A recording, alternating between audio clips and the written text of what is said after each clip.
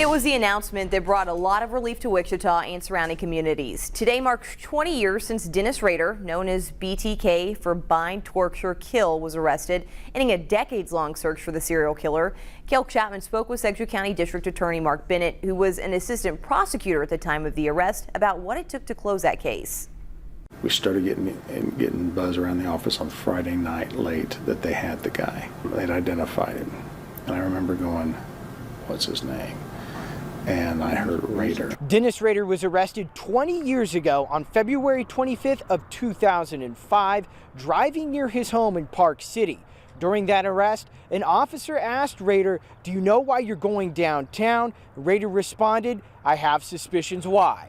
Police were able to identify Rader from information on a floppy disk he had used while communicating with police through the media. Prior to his arrest, Rader asked if his communication could be traced through the disk. Police said no, but that wasn't true. He goes, "Why'd you lie to me?"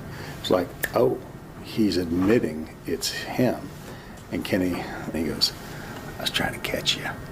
Sedgwick County District Attorney Mark Bennett was an assistant prosecutor at the time of the arrest and said police left no stone unturned identifying Rader.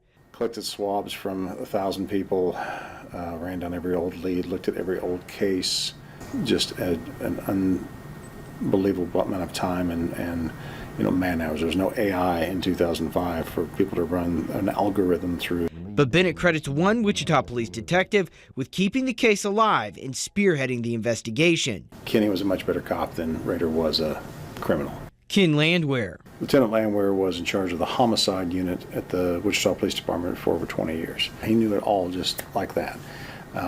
Remembered every case, remembered every fact of every case. So it was something that consumed him for a long time. So what I remember 20 years ago is the big press conference at the city. Kenny was the last one to speak, as I recall. And I just remember thinking, you finally got him. In Wichita, Cale Chapman, 12 News. Rader was sentenced to serve 10 consecutive life sentences. He remains in the El Dorado Correctional Facility today. He's now 79 years old.